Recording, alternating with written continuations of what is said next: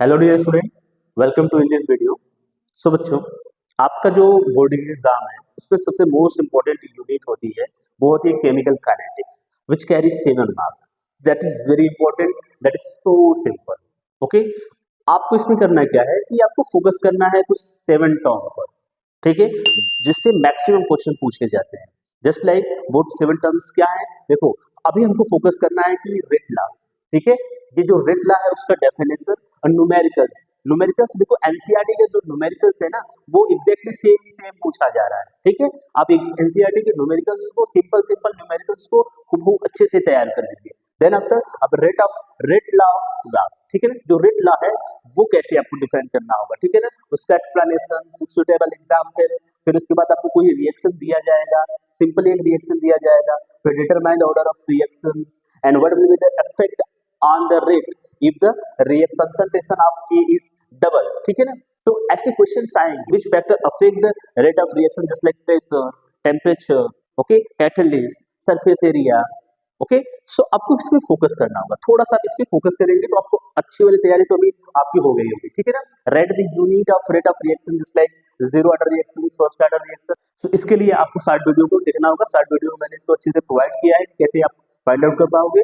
और फिर नेक्स्ट हमारा जो मोस्ट इंपॉर्टेंट टर्म है वो क्या है, ऑर्डर एंड मॉलिक्यूलरिटी, ठीक है। Order of reaction, molecularity of reaction, differences is very important, ठीक है। सबसे मोस्ट इंपॉर्टेंट क्वेश्चन ये पूछा जाता है, why molecularity can be zero justify a reaction. Okay, now अगला जो हमारे पास अगला क्वेश्चन है वो क्या है, a reaction has order 1.5 and can its molecularity can be 1.5 explain. Okay, so simple question. Now another part is very important, that is first order reaction complete in the sense आपको derivation समझना होगा इसका, ठीक है। इसका half life period कैसे निकलेगा उसको समझना होगा। एक न्यूमेरिकल बेटर वाला समझना होगा। उस न्यूमेरिकल के लिए आपको एनसीईआरटी का जो बेटर बेटर आपको दिया गया होता है सिंपल सिंपल, उसको समझना होता है। बहुत ईजी होता है, जिसमें डायरेक्टली वैल्यू दी रहती होती है, आपको क्या करना होता है, कैलकुलेशन करना होता है।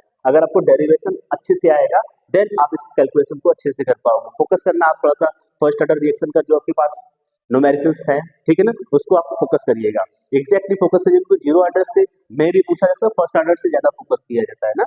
फिर उसके बाद हाफ लाइफ पीरियड का आप लोग देख लीजिएगा, डेफिनेशन क्या होता है, ठीक है ना। अब देखो नेक्स्ट में हमारा क्या है, Arrhenius question. Arrhenius equation is the very most important because of ये इसमें भी आता है कि factor of rate of reactions, कौन से फैक्टर हैं जो रेट ऑफ रिएक्शंस को अफेक्ट करते हैं। तो ऑरिजिनस इक्वेशंस में आता है हमारे पास थ्रेशोल्ड एनर्जी, ओके, जिसमें क्या होता है हमारा एक्टिवेशन एनर्जी आ जाता है, टेम्परेचर आ जाता है, कैटालिस्ट आ जाता है।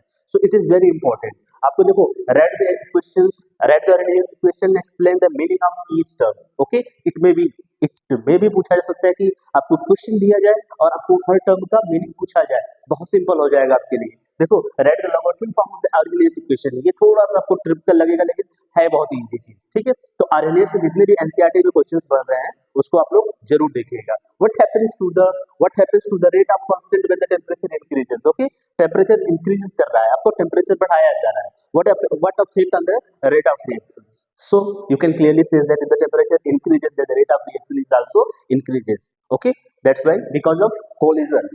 अब देखो हमारे पास जो नेक्स्ट इंपॉर्टेंट टर्म है वो है ग्राफ और zero order first order reaction. अब देखो हमको ग्राफ समझना होता है इसका, जीरो ऑर्डर और फर्स्ट ऑर्डर रिएक्शन का। ये जो हमने कंप्लीट बताया था zero order first order reaction में, आपको क्या करना होगा, डेफिनेशन लिखना होता है, देन आफ्टर डेरिवेशन करना होता है, देन आफ्टर उसको क्या करना होता है बच्चा, इस ग्राफ को अच्छे से प्लॉट करना होगा।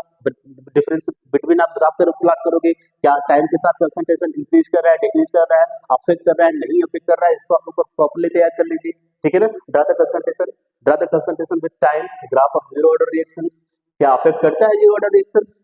ओके, अब नाउ देखो हमारे पास जो है ये फर्स्ट ऑर्डर रिएक्शंस के लिए होगा। फर्स्ट ऑर्डर रिएक्शन के लिए ग्राफ को समझना होगा, explain the relation between half life and initial concentration, ठीक है ना। इसको आप प्रॉपर्ली तैयार कर लीजिए, बहुत सिंपल यूनिट होती है, इससे ज्यादा सिंपल यूनिट कुछ नहीं है, ठीक है ना। बहुत सिंपल यूनिट होती है, सब कुछ फिक्स होता है इसके क्वेश्चन आने का, ठीक है। नाउ हमारा जो नेक्स्ट टॉपिक है pseudo first order reaction which like where anyone are present but no one present, that is means इसमें क्या होता है, आपको लगेगा कि ये हायर ऑर्डर का रिएक्शन होता है, जस्ट लाइक आपको फील होता है सेकंड ऑर्डर रिएक्शंस का, बट ये सेकंड ऑर्डर रिएक्शंस नहीं होते हैं, रीजन क्यों? क्योंकि वहाँ पे H2O होता है, ठीक है ना? ये आपने अच्छे से प्रिपरेशन किया होगा, इसको आप फोकस करिएगा। What is the pseudo first order reactions, explain with example. सबसे बेटर एग्जांपल होता है एस्टर का हाइड्रोलिसिस कराना, ठीक है ना? जब आप एस्टर का हाइड्रोलिसिस कराओगे, देन आफ्टर आपको जो हाइड्रोलिसिस कराओगे मींस जो एस्टर होता है ना, वो लेट अस सपोज हमारे पास एस्टर का 5 ml होता है, वो H2O की 5 ml से रिएक्शन करता है, ठीक है? कितना? 5 ml से ही रिएक्शन करता है। जब 5 ml से रिएक्शन करेगा तो कहीं ना कहीं ये जो इस पे एस्टर पर डिपेंड करेगा, ठीक है ना? H2O पे डिपेंड नहीं करता है। That's why we can clearly see that this is the pseudo first order reaction, because हमको सेकंड ऑर्डर रिएक्शंस होता है, बट ये सेकंड ऑर्डर रिएक्शन ना होकर ये क्या होता है? फर्स्ट ऑर्डर रिएक्शन हो जाता है। So this is very clear and important topic by which you can got 7 mark. Okay, this is very simple. Please focus on these 7 topics. Okay, so thank you so much.